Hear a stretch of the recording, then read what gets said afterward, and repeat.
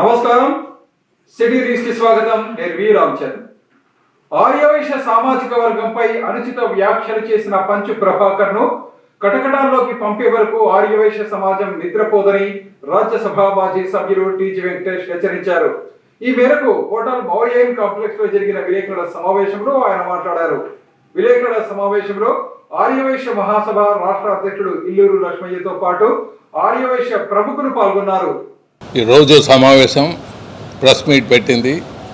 నా మీద పంచ్ ప్రభాకర్ మాట్లాడిన విధానాన్ని గురించి కాదు, మా జాతి మీద మాట్లాడిన విషయాన్ని గురించి మాట్లాడేదానికి ప్రెస్ మీట్ పెట్టాం. ఇండివిజువల్ అనేది ఎప్పుడైనా ఉంటాయి, రాజకీయాల్లో ఉన్నాక అనిపించుకోవటం, అనటం, సవాల్ అంటాం, అది పరిపాటి. కానీ మా వైశ్య జాతిని గురించి పనికిరాని మాటలు మాట్లాడాడు. సో దాని విషయంలో స్పందించాలని చెప్పాను.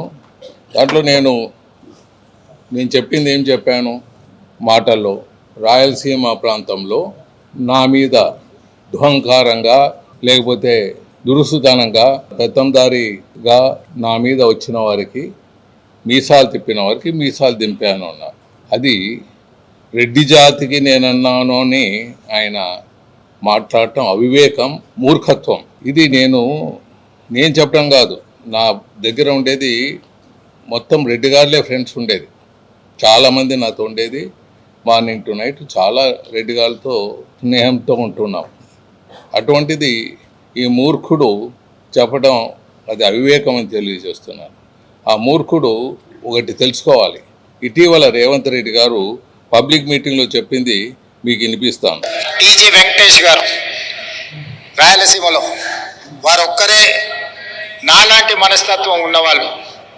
ఆయన ఎవరినైనా ఎదిరించి నిలబడ్డ కర్నూలు జిల్లాలో, రాయలసీమ జిల్లాలలో ఇతరుల ఆధిపత్యాన్ని టీజీ వెంకటేష్ గారు ధీటుగా నిలబడి రాజకీయాలలో రాణించి పోటీపడి గెలిచి ఈరోజు టీజీ భరత్ కూడా ఆంధ్రప్రదేశ్లో ఈరోజు మంత్రిగా రాణిస్తున్నారు. గుర్తింపు. సో అందరూ తెలుసుకోవాల్సింది, నేను మాట్లాడింది రేవంత్ రెడ్డి గారు మాట్లాడాను, నా గురించి ఆయన మాట్లాడాడు. అదే నేను చెప్పాను. రాయలసీమ ప్రాంతంలో నన్ను ఎదిరించిన వాళ్ళు, నా మీద మీసాలు తిప్పిన వాళ్ళు, మీసాలు దించేయటం తప్ప వారికి గత్యంతరం లేకుండా పోయింది.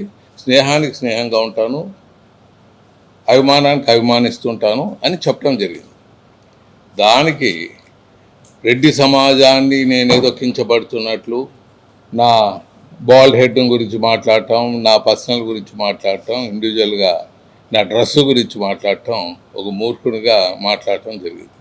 కొంతమంది ఒక్కొక్క మతంలోనూ కులంలోనూ చెడపుట్టిన వాళ్ళు ఉంటారు. అటువంటి చెడపుట్టినవాడు వీని వల్ల ఏమవుతుంది, ఇటువంటి మూర్ఖుల వల్ల ఈ సోషల్ మీడియా, ఈయన నడుపుతున్న సోషల్ మీడియా వెనక నడుపుతున్నదో, లేకపోతే వెనక ఉండేది ఎవరో, లేకపోతే వెనక ఎవరున్నారో వాళ్ళ కోసం తపన పడే ఈయన వారికి నష్టమే చేస్తాడు కానీ లాభం చేయడు. ఇలాంటి మూర్ఖుల వల్ల ఆ పార్టీకి కొన్ని కులాలు దూరం అవ్వటం జరిగింది. మీ అందరికీ తెలుసు, కాపు కులం దూరం అయిపోయింది. చాలామంది, మెజారిటీ ఆఫ్ వర్గం, కమ్మ వర్గం మెజారిటీ ఆఫ్ దెమ్, వీళ్ళతో చాలామంది ఉండేవాళ్ళు, రాజశేఖర రెడ్డి గారితో ఉండేవాళ్ళు, వాళ్ళు దూరం అయ్యారు. ఇప్పుడు వైశ్యులు వారిని కూడా దూరం చేస్తున్నారు. వైశ్య జాతిని తిట్టి, వైశ్య జాతిని ఎందుకురా నువ్వు తిట్టడం మూర్ఖుడా? నీకు దమ్ము ధైర్యం ఉంటే రా, ఇండియాలో రా, మాట్లాడతారు మా వైశ్య జాతి. మా వైశ్య జాతి నువ్వు మాట్లాడిన మాటలకు పసిరిక పాముకి ఎక్కువ, వానపాముకి తక్కువ. అది వైశ్య కమ్యూనిటీ జాతి లక్షణం అంట. ఈ మూర్ఖునికి ఏం తెలుసు? ఇక్కడ వచ్చి మాట్లాడు ఇండియాలో.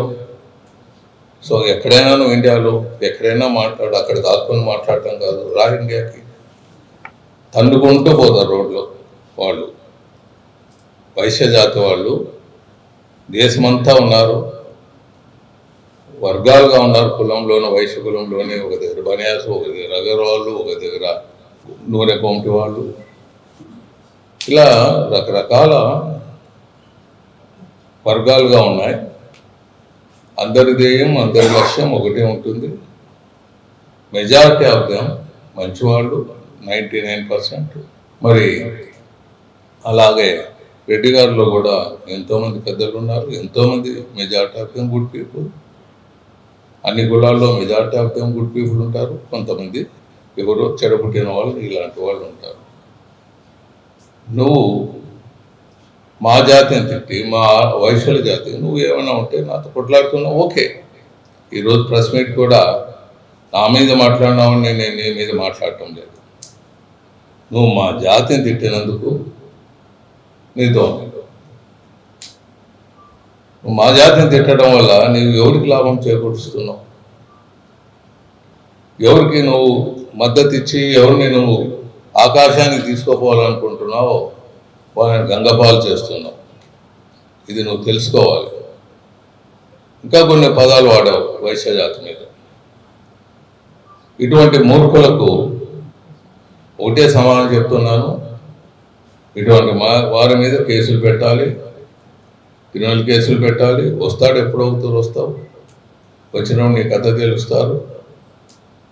ముఖ్యంగా ఏం నేను చెప్పదలుచుకున్నానంటే, మాకు ఆరవయసులకు రాజ్యాంగపరంగా మాకు హక్కులు లేవు. మేము హక్కుల కోసం, అందరి కోసం పోరాడారు మా పెద్దలు. మహాత్మా గాంధీ గారు కానీ, పొట్టి శ్రీరాములు కానీ ఎస్సీలకు, బీసీల కోసం నిరంతరం పోరాడారు. వాళ్ళ టాయిలెట్లు కూడా క్లీన్ చేశారు. ఇది చరిత్ర చెప్పడం నిజంగా చరిత్ర ఇది. వారి కోసం రిజర్వేషన్లు కానీ అన్ని ఏర్పాటు చేసేదానికి కానీ ముందుకు వెళ్ళారు.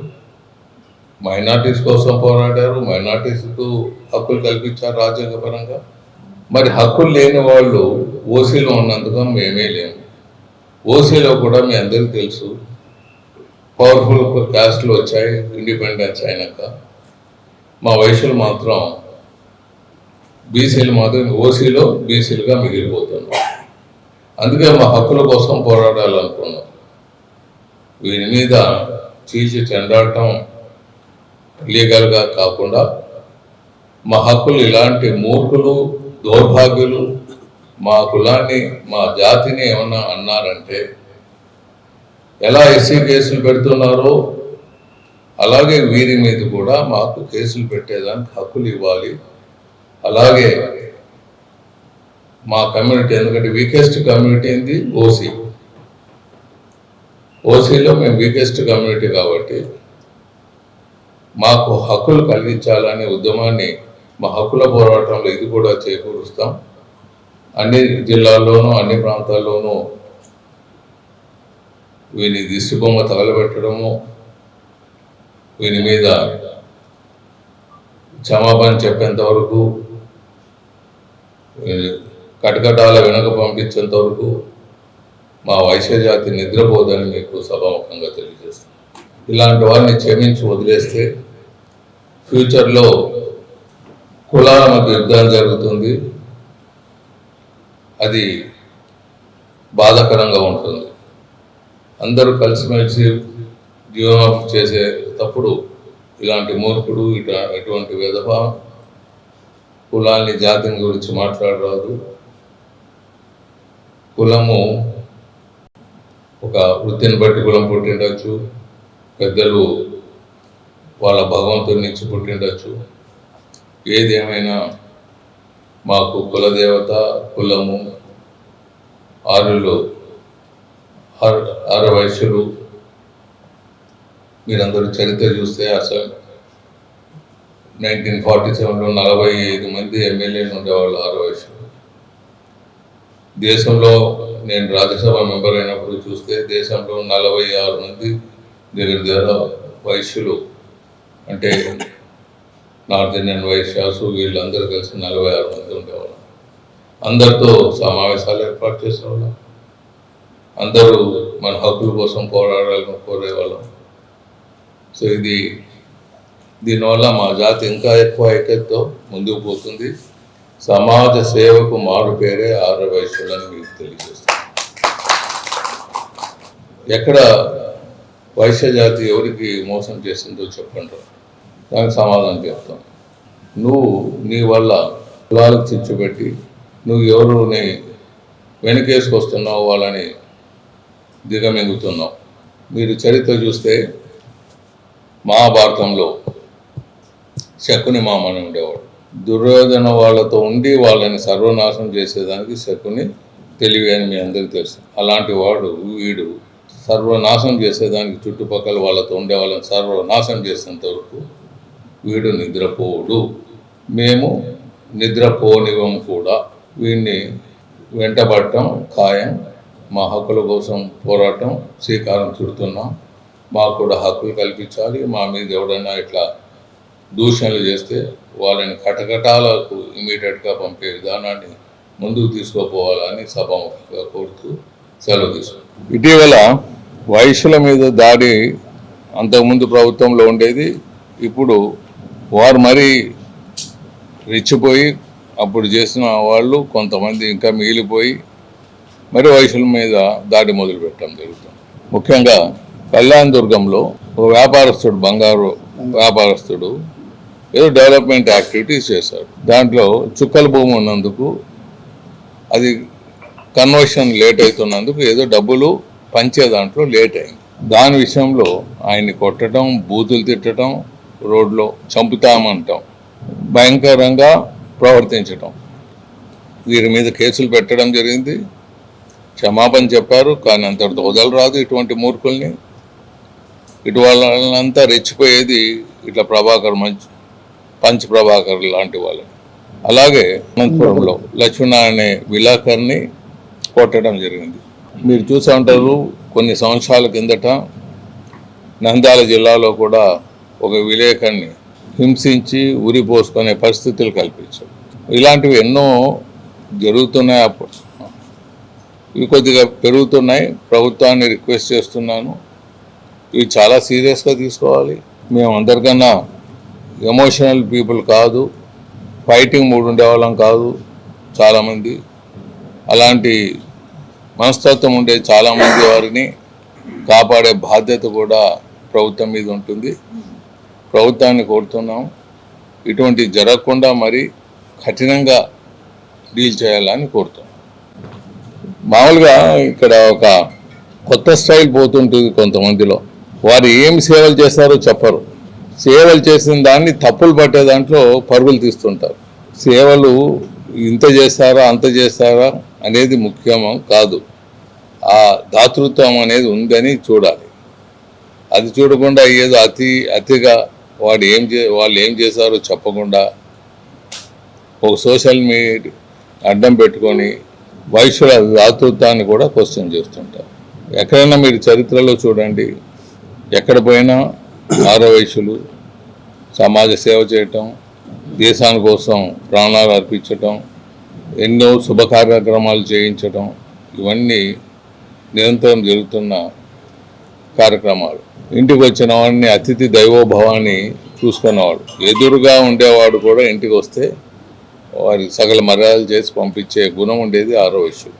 అటువంటి వారి మీద నిందలు వేయటం నిజంగా వైశ్య జాతిని ఎవడైనా అన్నాడంటే వాడు పురుగులు పడి సస్తాడని తెలియజేస్తాం.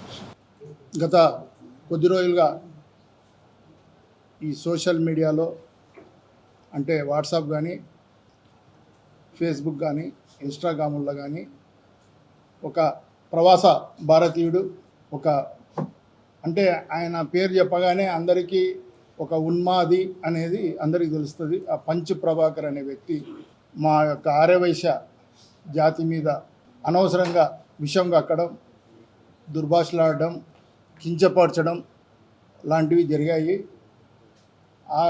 మా జాతి యొక్క ఔన్నత్యం, గొప్పతనం, వాళ్ళు చేసిన త్యాగాలు, సేవలు ఆయనకు తెలివేమో. అదే మొరటోడికి ఏం తెలుసు మొగలి పూల వాసన అని ఆ సామెత చెప్పినట్లుగా ఇతడికి మా జాతి చేసిన కార్యక్రమాలు కానీ, త్యాగాలు కానీ వారికి తెలియదు. మా జాతి యొక్క గొప్పతనం, మా కులదైవం వాసవి కనక పరమేశ్వరి దేవి అన్య కులస్తుడైన రాజు మోహించి వివాహం ఆడితే అన్య కులస్తుడైన రాజును పెళ్లి చేసుకోకూడదనే ఉద్దేశంతో యుద్ధాన్ని నివారించడానికి అహింస ధర్మం కోసం ఆమె అగ్నిగుండ ప్రవేశం చేసి త్యాగానికి ప్రతీకగా నిలిచింది. అది మా ఆర్యవైశ్యుల చరిత్ర. అలాగే మరి రాజకీయంగా కూడా రాజకీయాలు మీకేం తెలుసు అనే కింద కూడా మాట్లాడాడు. అసలు రాజ్య పరిపాలన సుభిక్షంగా చరిత్రలో నిర్వహించారంటే, సుపక్షంగా పాలన జరిపారంటే ఆర్యులు మౌర్యులు గుప్తులు.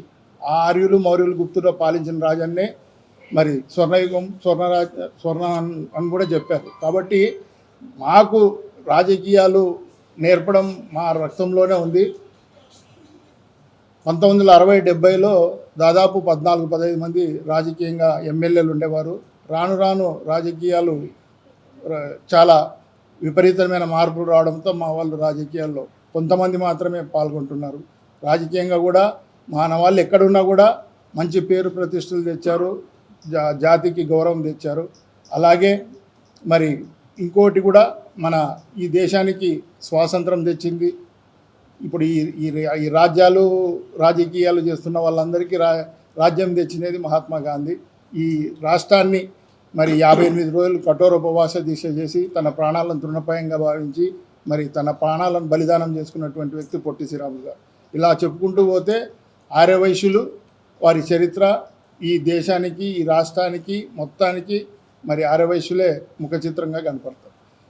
అలాగే మరి ఈ ఏదైనా సామాజిక సేవ చేయాలన్నా ఏ జిల్లాలో కానీ, మండలంలో కానీ, పట్టణాల్లో కానీ ఎక్కడ ఏ సేవా కార్యక్రమం జరిగినా ఆర్యవైశ్యుల చేయూత లేకుండా ఎక్కడ ఏ అభివృద్ధి కార్యక్రమం జరగదు. ప్రతి దాంట్లో మా వాళ్ళు ఖచ్చితంగా చేయూతనివ్వాల్సిందే. వాళ్ళు స్వీయ సంపాదనలోంచి, వాళ్ళు సంపాదించే స్వీయ సంపాదనలోంచి ఒక 10%, 15% ఈ దేవాలయాలకు కానీ, ధార్మిక కార్యక్రమాలకు కానీ, అన్నదాన సత్రాలకు కానీ, ఇలా గ్రంథాలయాలకు కానీ అట్లా కార్యక్రమాలు ఎన్నో సేవా సంక్షేమ సాంస్కృతిక సాహిత్య క్రీడా కార్యక్రమాలకు ఎన్నిటికో మా వాళ్ళు ఇస్తూ మరి మా ఈ మొత్తం ఎవరిని అడిగినా కూడా ఆర్యవైశ్యులు అంటే సేవాపరులు, వాళ్ళ రక్తంలోనే సేవా గుణం ఉంటుందని చెప్పి చెప్తారు. మనం ప్రస్ఫుటంగా మాకు ప్రచారం చేసుకోవాల్సిన అవసరం లేదు. అట్లాగే ఈ కులంలో చాలామంది పెద్దలు మహానుభావులు జన్మించారు. మరి రాజకీయంగా కూడా ఎంతోమంది పెండకంటి వెంకట సుబ్బయ్య గారు కానీ, మరి రోషయ్య గారు, కొంజేటి రోషయ్య గారు కానీ, ఇప్పుడు టీజీ వెంకటేష్ గారు కానీ రాజకీయాల్లో ఎంతో మరి ఉన్నతిని సాధించి మరి అందరికీ సేవా కార్యక్రమాలు మొత్తం కుల మతాలకు అతీతంగా, మరి ప్రాంతాలకు అతీతంగా, మరి ఉత్తరాంధ్ర ప్రాంతం అయితేనేమి, దక్షిణాంధ్ర ప్రాంతం అయితేనేమి, రాయలసీమ ప్రాంతం అయితేనేమి ఎక్కడైనా కూడా వారు ఈ డెవలప్ కావాలి అనే ఉద్దేశంతో మరి ఇక్కడ రాయలసీమలో కానీ, ఉత్తరాంధ్రలో కానీ, రాయలసీమ హక్కుల ఐక్యవేదిక కానీ, సమైక్య ఆంధ్ర కోసం అయితే కానీ, ఈ రాష్ట్రం విడిపోకూడదని కానీ ఎన్నో మరి ఉద్యమాలు నడిపిన మహనీయులు వారు. వారిని కించపరిచి మాట్లాడుతూ ఉంటే అవి వ్యక్తిగత దూషణలకు అనేది వ్యక్తిత్వ హననానికి పాల్పడకూడదు. ఏదన్నా ఉంటే పాలసీ మ్యాటర్స్ మాట్లాడుకోవాలి. ఇట్లాంటివి కూడా మాట్లాడడం మా ఆర్యవైశ్యులకు చాలా మనోభావాలు దెబ్బతిన్నాయి. అతని మీద కేసులు బనాయిస్తున్నాము. మా రాష్ట్ర వ్యాప్తంగా కూడా వందలాది కేసులు ఆయన మీద బనాయిస్తారు. ఇప్పటికే స్టార్ట్ అయినారు. ఒక ఉద్యమంలో ఇది మా జాతిని కూడా తిట్టారు. ఆర్యవైశ్య జాతిని కులాన్ని కించపరచకూడదు. మీరు ఏదన్నా ఉంటే వ్యక్తిగతంగా ఎవరికి కెపాసిటీ ఉంటే వారు చూసుకుంటారు. కానీ ఒక జాతిని అనేది మరి మాట్లాడకూడదు. కాబట్టి మరి దీని మీద ఆర్యవైశ్యుల మనోభావాలు దెబ్బతిన్నాయి. వారంతా కూడా చాలా ఉగ్రంగా మరి ఉద్యమించడానికి ఉన్నారు. వారందరూ కూడా ప్రతిరోజు మాకు ఫోన్లు చేస్తున్నారు. మా ప్రాంతంలో మేము పోలీస్ స్టేషన్లో కంప్లైంట్ చేస్తాము. దీనికి ఎట్లా అతన్ని అరెస్ట్ చేసి తీసుకురావాలి, దీనికి ఏమి మార్గాలు ఉన్నాయి అని చెప్పి వాళ్ళు అడగడం కూడా జరుగుతుంది. కాబట్టి ఏదైనా ఉంటే మీరు వ్యక్తిగతంగా మాట్లాడుకోవాలి. ఏదైనా ఉంటే అది రాజకీయాలు, అంతేగాని రాజకీయాలను తెచ్చి కుల సంఘాలకు కూల్చి కులాల మధ్యలో చిచ్చు పెట్టాలనే పద్ధతి ఇది మంచి పద్ధతి కాదని చెప్పేసి తెలియజేసుకుంటున్నాను. ఆ పార్టీ నాయకులకు కూడా చెప్తున్నాము, ఇలాంటి వారిని మీరు పేటీఎంలను పెట్టుకుంటే మీకు ఆ పడే 10%, 5% ఓట్లు కూడా పడవని చెప్పేసి కూడా తెలియజేసుకుంటాను. ఎందుకంటే కులాల మధ్య చిచ్చు పెట్టడం అనేది అది మంచి పద్ధతి కాదు, అది రాంగ్ గైడెన్స్గా పోతుందని చెప్పేసి కూడా తెలియజేసుకుంటున్నాను. అలాగే ఇప్పుడు పెద్దలు టీజీ వెంకటేష్ గారు దేశవ్యాప్తంగా గుర్తింపు పొందారు. మరి అన్ని ప్రాంతాలకు న్యాయం చేశారు, ఎన్నో సేవా కార్యక్రమాలు చేశారు, కుల మతాలకు అతీతంగా దాన ధర్మాలు చేశారు. మరి వారి కుమారుడు కూడా ఈ మధ్యలో మంచి పేరు తెచ్చుకుంటున్నారని ఓర్వలేక మరి ప్రతిపక్షంలో ఉండే నాయకులు కుళ్ళు కుతంత్రాలతో ఏవేవో చేస్తున్నారు. అవన్నీ కూడా నిలబడవు. ప్రజలకు అందరికీ తెలుసు ఎవరు పనిచేసేవాళ్ళు, ఎవరు సేవ చేసేవాళ్ళు, ఎవరు ఈ ప్రాంతాన్ని అభివృద్ధి చేస్తారు, ఎవరిని నమ్ముకుంటే మాకు మంచి జరుగుతుంది అనేది ప్రజలందరికీ కూడా తెలుసు. కాబట్టి మరి భరత్ గారు కూడా మహర్నిశలు కష్టపడుతూ ఈ కొత్త రాష్ట్రానికి మరి చంద్రబాబు గారి సహకారంతో, లోకేష్ బాబు గారి సహకారంతో మరి వేల లక్షల కోట్ల రూపాయల పరిశ్రమలు తెస్తున్నారు. మరి 20 లక్షల మందికి ఉపాధి కూడా దొరుకుతుంది. కాబట్టి వారు చేస్తున్న కృషిని, వారు చేస్తున్న మంచి పనులను మనకు చూసి ఓరవలేకపోతే అది వేస్ట్. మీరు మనసులన్నా ప్రశంసించుకోవాలి, కానీ చూసి ఓరవలేక బురద జల్లే ప్రయత్నం చేస్తే అది ఎవరు కూడా హర్షించరు, ఎవరు నమ్మరు. కాబట్టి మేము మా ఆర్యవైశ్యులు మా వాళ్ళని కించపరిస్తే మేము ఓర్చుకునే పరిస్థితి లేదు. మేము దీనికి తగిన మూల్యం వాళ్ళు చెల్లించుకోవాల్సి వస్తుంటుంది. కాబట్టి వారిని ఖచ్చితంగా వారి మీద న్యాయపరమైన కేసులన్నీ కూడా బనాయించి చట్టపరంగా వారి మీద తీసుకుంటాము. అలాగే ఈ మధ్య ఆర్యవైశ్యుల మీద దాడులు కూడా జరుగుతున్నాయి. ఈ మధ్యనే కళ్యాణ్ దుర్గంలో జయం విశ్వనాథం అనే గోల్డ్ షాప్ మీద కూడా కొంతమంది మరి వారికి సరిపోక మరి షాప్ మీదకి పోయి దాడి చేసి వారిని కొట్టడం జరిగింది. తెలిసిన వెంటనే మేము కూడా సార్కి టీజీ వెంకటేష్ గారి దృష్టికి తీసుకుపోవడం, భరత్ గారి దృష్టికి తీసుకుపోవడం, వారు ఉన్నతాధికారులతో మాట్లాడి మరి వారి పేరున చట్టపరమైన కేసులు బనాయిస్తే మరి నిన్న సాయంత్రం వచ్చి వాళ్ళు కాళ్ళు పట్టుకొని క్షమాపణ అడిగి మాది పొరపాటు అయింది, మేము కాబట్టి మమ్మల్ని వదిలేయండి, మా మీద కేసు బనాయించవద్దండి అని చెప్పడం జరిగింది. ఏది ఏమైనా బజార్లో కొట్టి లోపల వచ్చి కాళ్ళు పట్టుకుంటే ఇది మంచి పద్ధతి కాదు అని చెప్పి మా వాళ్ళు చెప్పడం జరిగింది. భవిష్యత్తులో ఇట్లాంటివి ఏదైనా జరిగితే ఆర్యవైశ్యులు దాడికి ప్రతి దాడి చేస్తారు, ఒక చెంప మీద కొడితే 2 చెంపలు వాయిస్తారని చెప్పేసి మేము ఈ ప్రెస్ మీట్ మూలంగా మెసేజ్ ఇస్తున్నాము. ఎవరు కూడా ఆర్యవైశ్యుల జోలికి వస్తే సహించమని కూడా మీ అందరికీ తెలియజేసుకుంటాం. ఈ నెల 27, 28 తేదీలలో జరగనున్న వర్చువల్ మహానాడు కార్యక్రమాన్ని టీడీపీ నాయకులు, కార్యకర్తలు విజయవంతం చేయాలని తెలుగుదేశం పార్టీ జిల్లా అధ్యక్షురాలు గుడిసె కృష్ణమ్మ తెలిపారు.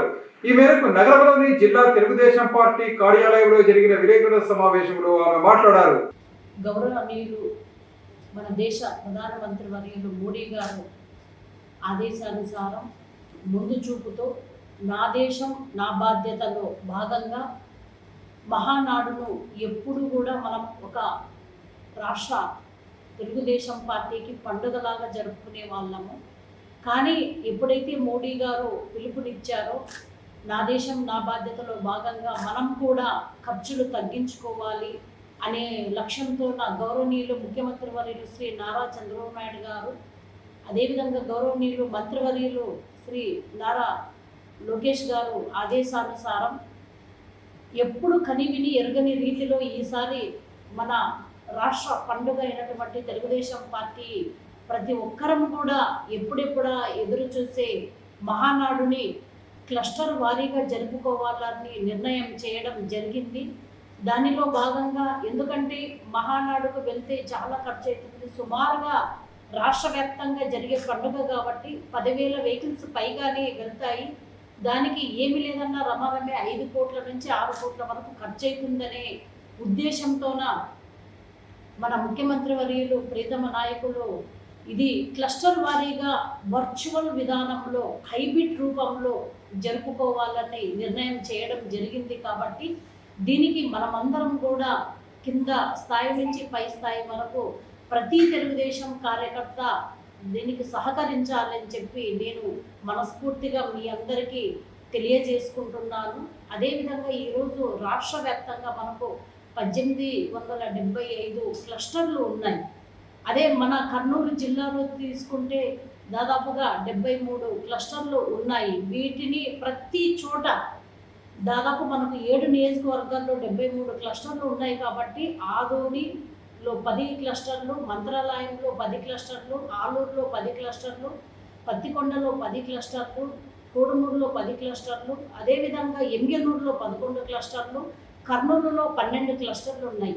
ప్రతి క్లస్టర్ కూడా ఒక యూనిట్గా తీసుకొని ఇంపార్టెంట్ అక్కడ ఉన్నటువంటి క్లస్టర్ ఇన్ఛార్జీలు అందరూ కూడా దీన్ని ఈ మహానాడు వేదికగా ఈరోజు మీ ఇంటి ముందుకే వచ్చింది కాబట్టి ప్రతి ఒక్కరు ఛాలెంజ్గా తీసుకొని ఈ మహానాడుని సక్సెస్ చేయాలి అని చెప్పి నేను కోరుకుంటున్నాను.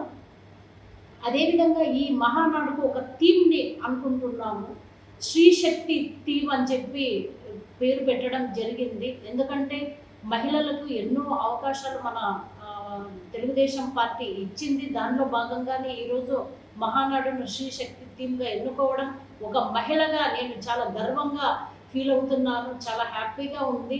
అదేవిధంగా ఈ ఎవరైతే ఎమ్మెల్యేలు ఇన్ఛార్జీలు వాళ్ళందరూ కూడా దీన్ని ఒక ఇంపార్టెంట్గా ప్రెస్టీజియస్గా తీసుకొని ఈ మహానాడుని వర్చువల్ మహానాడుని సక్సెస్ చేయవలసిందిగా నేను మీకు మనస్ఫూర్తిగా కోరుకుంటూ ధన్యవాదాలు తెలియజేసుకుంటున్నాను. సీప్లైన్ విషయంలో రాష్ట్ర ముఖ్యమంత్రి నారా చంద్రబాబు నాయుడుపై వైఎస్ఆర్ కాంగ్రెస్ పార్టీ జిల్లా అధ్యక్షుడు ఎస్వి మోహన్ రెడ్డి చేసిన వ్యాఖ్యలను తెలుగుదేశం పార్టీ జిల్లా అధ్యక్షురాలు శ్రీమతి గుడిసె కృష్ణమ్మ ఖండించారు. ఈ మేరకు నగరంలోని జిల్లా తెలుగుదేశం పార్టీ కార్యాలయంలో జరిగిన విలేకరుల సమావేశంలో ఆమె మాట్లాడారు. వైఎస్ఆర్సీపీ జిల్లా అధ్యక్షులైనటువంటి ఎస్వి మోహన్ రెడ్డి గారు సీప్లేన్ గురించి ఆయన మా కూటమి సర్కార్ని అదేవిధంగా చంద్రబాబు నాయుడు గారిని విమర్శించడం జరిగింది. ఇక్కడ నేను ఒకటి తెలియజేసుకుంటున్నాను. ఈరోజు విజనరీ కొత్తగా ఏదైనా చెయ్యాలి అనే దాంట్లో ముందుండే వ్యక్తి మా ముఖ్యమంత్రి వర్యులు చంద్రబాబు నాయుడు గారు, మా కూటమి ప్రభుత్వం. సీప్లేన్ అనేది విమానం దిగడానికి భూమి లేకుండా అవకాశం ఉండే చోట నీటి ఆధారిత దాంట్లో దిగేదాన్నే సీప్లేన్ అంటాం. అక్కడ ఎక్కడైతే మనకు భూమి లేదో అక్కడ వాటర్ ఉన్నా కూడా దింపి ప్రయాణికులకు ఇబ్బంది కలగకుండా వాళ్ళ ప్రయాణాన్ని సులభతరం చేయడానికే సీప్లేన్ని మనం తీసుకొచ్చాం. ఇది ఇప్పటిది కాదు, 2017లోనే ఈ థాట్ మా ముఖ్యమంత్రి వర్యులకు వచ్చింది. కానీ దురదృష్టం 2019లో మా గవర్నమెంట్ పోవడం వల్ల 5 సంవత్సరాలు జగన్మోహన్ రెడ్డి గారు ముఖ్యమంత్రిగా ఉన్నా కూడా దీన్ని ఏం పట్టించుకోలేదు. మళ్ళీ ఎప్పుడైతే మా గవర్నమెంట్ 2024లో వచ్చిందో దీన్ని పర్యాటక రంగంలో కొత్త వరుడిని సృష్టించడానికి లేని అవకాశాన్ని కూడా తీసుకొని ఏ విధంగా ప్రయాణికులకు అదేవిధంగా ఈ పర్యాటకులకు కనువిందు చేయాలనే లక్ష్యంతోన సీప్లేన్ని దేశంలోనే మొట్టమొదటిసారిగా పీపీపీ మోడల్ రూపంలో తీసుకురావడం జరిగింది. మొన్ననే ఒక 1 year బ్యాక్ ట్రయల్ రన్ కూడా వేయడం జరిగింది. శ్రీశైలం అండ్ విజయవాడ పున్నమి ఘాట్ నుంచి శ్రీశైలం వరకు వెళ్ళి ఈ మధ్యలో ట్రయల్ రన్ చేసి మా ముఖ్యమంత్రి వర్యులు అదేవిధంగా కేంద్ర మంత్రి అయినటువంటి రామ్మోహన్ నాయుడు గారు ఆ ఇద్దరు కూడా వెళ్ళి ట్రయల్ రన్ చేయడం జరిగింది. కానీ దురదృష్టం ఏమంటే ఇక్కడ వైసీపీ నాయకులు ఏమీ తెలియకుండా మిడిమిడి జ్ఞానంతో మాట్లాడటం. అప్పుడు ఓపెన్ చేయలేదు ఎస్వి మోహన్ రెడ్డి గారు. ఖచ్చితంగా తెలుసుకోవాల్సిన విషయం ఏమంటే అప్పుడు ఓపెన్ చేయలేదు, జస్ట్ ట్రయల్ రన్ చేశారు. మీరేమంటున్నారు, ఓపెన్ చేశారో వెళ్ళిపోయారు, ఇంకా అదేం పట్టించుకోలేదు అంటున్నారు. కాబట్టి తెలుసుకొని మాట్లాడితే బాగుంటుందని చెప్పి ఎస్వి మోహన్ రెడ్డి గారికి నేను తెలియజేసుకుంటున్నాను. ఇప్పుడు కేంద్ర అనుమతులు అన్నీ వచ్చాయి కాబట్టి తొందరలోనే 2027లో దీన్ని అంటే ఖచ్చితంగా ఓపెన్ చేయడానికి ఆస్కారం ఉంది అని చెప్పి మీకు చెప్పడం జరుగుతుంది. అదేవిధంగా రాజశేఖర రెడ్డి పైన ఇంత ఇది ఉందా అని చెప్పి మీ చరిత్రని మీరే బట్టబయలు చేసుకున్నారు. దానికి జగన్మోహన్ రెడ్డి గారికి నేను ధన్యవాదాలు తెలియజేసుకుంటున్నాను. కాబట్టి అయ్యా, మీరు మంచి కుటుంబం నుంచి వచ్చారు, మీ నాన్నగారు మంచిగా ఉన్నారు, మీ అక్కగారు బావగారు అందరూ కూడా బాగున్నారు. కానీ మీరే ఈరోజు దిగజారి రాజకీయాలు చేస్తున్నారు. కాబట్టి ఇప్పటికైనా మంచి రాజకీయాలు చేయండి అని చెప్పి నేను ఉచిత సలహా ఎస్వి మోహన్ రెడ్డి గారికి ఇవ్వడం జరుగుతుంది. కాబట్టి ఇప్పటికైనా మీరు మారండి, ప్రజల సమస్యలపైన మనం పోరాటం చేద్దాం. అంతేగాని మీ భవిష్యత్తు కోసం, మీ రాజకీయం కోసం చిల్లర రాజకీయాలు ఆపండి అని చెప్పి ఈ సందర్భంగా తెలియజేసుకుంటున్నాను. రాష్ట్రంలో కూటమి ప్రభుత్వం చేస్తున్న అభివృద్ధి సంక్షేమ కార్యక్రమాలను చూసి ఓర్వలేక వైఎస్ఆర్ కాంగ్రెస్ పార్టీ అధ్యక్షుడు వైఎస్ జగన్మోహన్ రెడ్డి కూటమి ప్రభుత్వంపై అనవసర విమర్శలు చేస్తున్నారని Panyam MLA Nandyal parliament Telugu Desam party అధ్యక్షురాలు శ్రీమతి గౌరి చరిత వెంకటరెడ్డి అన్నారు. ఈ మేరకు నంద్యాలలోని టీడీపీ కార్యాలయంలో జరిగిన విలేకరుల సమావేశంలో ఆమె మాట్లాడారు. మెరుపుతీగలాగా 2 నెలలకోసారో 3 నెలలకోసారో మీడియా ముందుకు రావడం జరుగుతూ ఉంది. వచ్చి కూటమి ప్రభుత్వం చేసే అభివృద్ధిని చూసి ఓర్చుకోలేక ఒకవైపు అభివృద్ధి మరొక వైపు సంక్షేమంతో రాష్ట్రము దూసుకెళ్తా ఉంది. గతంలో చూసాం, ఒక ప్రెస్ మీట్ పెట్టి పీపీపీ విధానంతో మెడికల్ కాలేజీలను అనుసంధానం చేస్తుంటే దానిపైన కోర్టుకు వెళ్ళడం జరిగింది. కోర్టు ఇది సరైన పాలసీ పద్ధతి కరెక్ట్ గానే ఉంది, ఇది చేసుకోవచ్చు అని ఇవ్వడం జరిగింది. అయినా కానీ ఎవరు టెండర్ వేస్తే వాళ్ళ అంతు చూస్తాము, వాళ్ళని చంపుతాము, మా ప్రభుత్వం వచ్చిన తర్వాత మిమ్మల్ని జైల్లో పెడతాము అని చెప్పడం జరుగుతూ ఉంది. మళ్ళీ ఇంకొకటి, మళ్ళీ ఓ 3 నెలల తర్వాత మళ్ళీ మీడియా ముందుకు రావడం, మళ్ళీ మనకి ఏదైతే అమరావతికి చట్టబద్ధత వచ్చిందో దానిపైన మళ్ళీ మావిగన్ అని కొత్త పంత తీసుకొని వచ్చి ఏదో పిచ్చి పిచ్చి మాటలు వాళ్ళకి తెలిసిపోయింది, మరి అది తీసుకొని రావడం జరిగింది. మళ్ళీ మొన్న వచ్చి గొడ్డలి పార్టీ అని చెప్పేసరికి మేము శాంతి దూతలము, మేము ఇట్లా అట్లా అని ఏమేమో చెప్తా ఉన్నారు.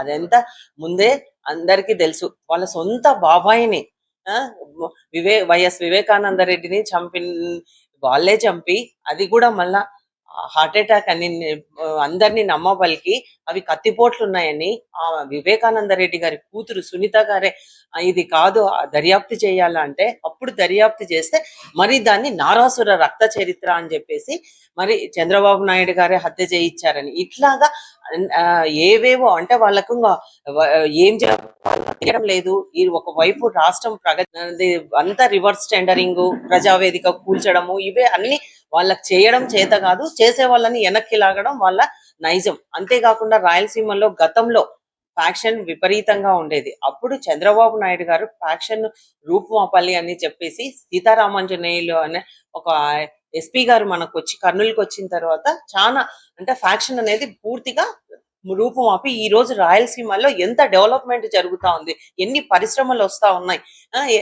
మనకందరికీ తెలిసిందే, ఇక్కడ మన పాణ్యం నియోజకవర్గంలోనే ఓర్వకల్లి ఇండస్ట్రియల్ హబ్ అయ్యి ఈ రోజు ఎన్నో పరిశ్రమలు వస్తా ఉన్నాయి. ఎంఎస్ఎంఈ ద్వారా ఎంతో మందికి ఉపాధి కలుగుతా ఉంది. చదువుకున్న యువతి యువకులకు నెక్స్ట్ 2 ఏళ్లలో ఎంతో మందికి జాబులు ఇవ్వడానికి కూడా అవకాశం ఉంది. ఇది చూసి ఓర్చుకోలేక ఏవేవో మాటలు మాట్లాడుతూ ఉన్నారు. ఇవన్నీ రాష్ట్ర ప్రజలంతా గమనిస్తా ఉన్నారు. గతంలో 150 సీట్లు వచ్చిన వాళ్ళను 11 సీట్లకే పరిమితం చేశారు. జిల్లాలో నూతనంగా పరిచయమైన కుడో క్రీడాభివృద్ధికి తమ వంతు సహకారం అందిస్తామని జిల్లా క్రీడల అభివృద్ధి అధికారి భూపతిరావు, జిల్లా ఒలింపిక్ సంఘం అధ్యక్షుడు రామాంజనేయులు అన్నారు.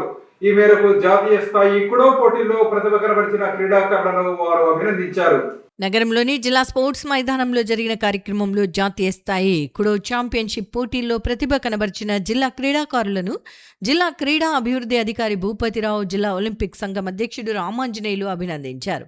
ఈ సందర్భంగా ప్రతిభ కనబర్చిన క్రీడాకారులు కల్లం చక్రి, పి రాము, కె విజయశ్రీలను వారు ప్రత్యేకంగా బొకేలు, మెడల్స్ అందించి అభినందించారు. కార్యక్రమంలో జిల్లా కుడో సంఘం అధ్యక్షుడు ప్రవీణ్ కుమార్, కార్యదర్శి ఇంద్రకుమార్, ఎస్ఎల్విఆర్ ఇన్ఫ్రా ప్రతినిధి రమేష్, సీనియర్ క్రీడాకారులు సాత్విక్ తదితరులు పాల్గొన్నారు. ఈ సందర్భంగా జిల్లా క్రీడల అభివృద్ధి అధికారి భూపతిరావు, జిల్లా ఒలింపిక్ సంఘం అధ్యక్షుడు రామాంజనేయులు మాట్లాడుతూ జాతీయ స్థాయి కుడో పోటీల్లో జిల్లా క్రీడాకారులు ప్రతిభ కనబర్చడం అభినందనీయమని తెలిపారు. ఈ క్రీడ ఇటీవల కర్నూలుకు పరిచయం అయినప్పటికీ జాతీయ స్థాయి పోటీల్లో క్రీడాకారులు రాణించారని తెలిపారు. ఈ క్రీడాభివృద్ధికి తమ వంతు సహకారం అందజేస్తామని అన్నారు. ఇది మార్షల్ ఆర్ట్స్లో ఒక భాగం.